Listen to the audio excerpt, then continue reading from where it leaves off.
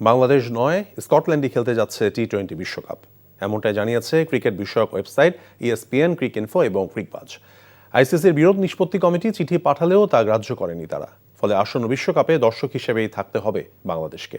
এদিকে বাংলাদেশের সঙ্গে অন্যায় করা হয়েছে বলে জানিয়েছেন পিসিবি প্রধান মহসিন নকভী। নিলয় মজুমদারের রিপোর্ট। বিসিবি সভাপতি অলৌকিকের প্রত্যাশায় থাকলেও শেষ পর্যন্ত বাংলাদেশকে স্থলাভিষিক্ত করে বিশ্বকাপে জায়গা করে নিয়েছে স্কটল্যান্ড। বিষয়টি নিশ্চিত করেছে ক্রিকেট বিষয়ক ওয়েবসাইট ESPN, ক্রিকইনফো। এছাড়াও একই তথ্য জানিয়েছে বাকি ভারতীয় গণমাধ্যমগুলো। গত বুধবার আইসিসি বিসিবিকে জানিয়ে দেয় ভারতে গিয়ে টি-20 বিশ্বকাপ খেলতে হবে বাংলাদেশকে। শ্রীলঙ্কায় বাংলাদেশের ম্যাচ স্থানান্তরের দাবি জানালেও আইসিসির বোর্ড সভায় ভোটাভুটিতে হেরে যায় বাংলাদেশ। সিদ্ধান্ত পরিবর্তনের জন্য 24 ঘন্টা সময় বেঁধে দেওয়া হলেও তা পরিবর্তন করেনি বাংলাদেশ। বিশ্বকাপ ইস্যুতে আইসিসি বিরোধ নিষ্পত্তি কমিটিকে পিসিবি চিঠি দিলেও তা গ্রাহ্য করেননি তারা। এদিকে বাংলাদেশের সাথে অন্যায় হয়েছে বলে মনে করেন পাকিস্তান ক্রিকেট বোর্ডের প্রধান।